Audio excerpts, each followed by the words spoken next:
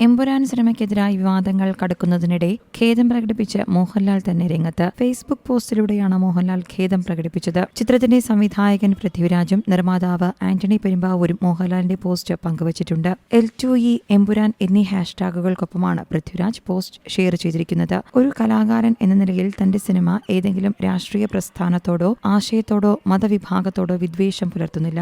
അതുകൊണ്ട് തന്റെ പ്രിയപ്പെട്ടവർക്കുണ്ടായ മനോവിഷമത്തിൽ തനിക്കും എമ്പുരാൻ ടീമിനും ആത്മാർത്ഥ ഖേദമുണ്ടെന്നാണ് മോഹൻലാൽ ഫേസ്ബുക്കിൽ കുറിച്ചത്. ഫേസ്ബുക്ക് പോസ്റ്റിന്റെ പൂർണ്ണരൂപം ഇങ്ങനെയാണ്: ലൂസിഫർ ഫ്രാഞ്ചൈസിയുടെ രണ്ടാം ഭാഗമായ എമ്പുരാൻ സിനിമയുടെ ആവിഷ്കാരത്തിൽ കടന്നുവന്നിട്ടുള്ള ചില രാഷ്ട്രീയ സാമൂഹിക പ്രമേയങ്ങൾ എന്നെ സ്നേഹിക്കുന്നവരിൽ കുറെ പേർക്ക് വലിയ മനോവിഷമം ഉണ്ടാക്കിയതായി അറിഞ്ഞു. ഒരു കലാകാരൻ എന്ന നിലയിൽ എന്റെ ഒരു സിനിമയും ഏതെങ്കിലും രാഷ്ട്രീയ പ്രസ്ഥാനത്തോടോ ആശയത്തോടോ മതവിഭാഗത്തോടോ വിദ്വേഷം പുലർത്തുന്നില്ല എന്നുറപ്പുവരുത്തേണ്ടത് എന്റെ കടമയാണ്. അതുകൊണ്ട് തന്നെ എന്റെ പ്രിയപ്പെട്ടവർക്കുണ്ടായ മനോവിഷമത്തിൽ എനിക്കും എമ്പുരാൻ ടീമിനും ആത്മാർത്ഥമായ ഖേദമുണ്ട്. ഒപ്പം അതിന്റെ ഉത്തരവാദിത്വം സിനിമയ്ക്ക് പിന്നിൽ പ്രവർത്തിച്ച ഞങ്ങൾ എല്ലാവരുടേതുമാണെന്ന തിരിച്ചറിവോടെ അത്തരം വിഷയങ്ങളെ നിർബന്ധമായും സിനിമയിൽ നിന്ന് നീക്കം ചെയ്യാൻ ഞങ്ങൾ ഒരുമിച്ച് തീരുമാനിച്ചു കഴിഞ്ഞു.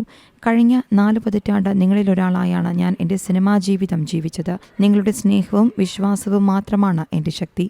അതിൽ കവിഞ്ഞൊരു മോഹൻലാലില്ല എന്ന് ഞാൻ വിശ്വസിക്കുന്നുവെന്നും മോഹൻലാൽ ഫേസ്ബുക്ക് കുറിപ്പിൽ പറയുന്നു. മാർച്ച് 27 എമ്പുരാൻ തിയേറ്ററുകളിലെത്തിയത്.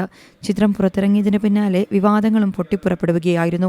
ഗുജറാത്ത് കലാപവുമായി ബന്ധപ്പെട്ട ചിത്രത്തിലെ ചില പരാമർശങ്ങൾ ചൂണ്ടിക്കാട്ടിയായിരുന്നു എമ്പുരാനെതിരെ വിമർശനങ്ങൾ ഉയരുന്നത്. പിന്നാലെ ചിത്രത്തിനെതിരെ ബഹിഷ്കരണാഹ്വാനവുമായി സംഘപരിവാരം രംഗത്തെത്തി. ബുക്ക് ചെയ്ത ടിക്കറ്റുകൾ വരെ ചിലർ ക്യാൻസൽ ചെയ്തിരുന്നു. ചിത്രത്തിനെതിരെ RSS മുഖപത്രമായ ഓർഗനൈസറും രംഗത്തെത്തിയിരുന്നു.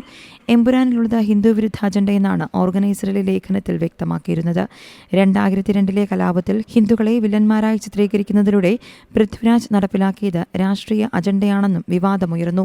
News desk Zee Malayalam news. ഏറ്റവും പുതിയ വാർത്തകളും വിശേഷങ്ങളും വിരൽ തുമ്പിലറിയാൻ സീ മലയാളം ന്യൂസ് എല്ലാ ഡിജിറ്റൽ പ്ലാറ്റ്ഫോമുകളിലും ലഭ്യം.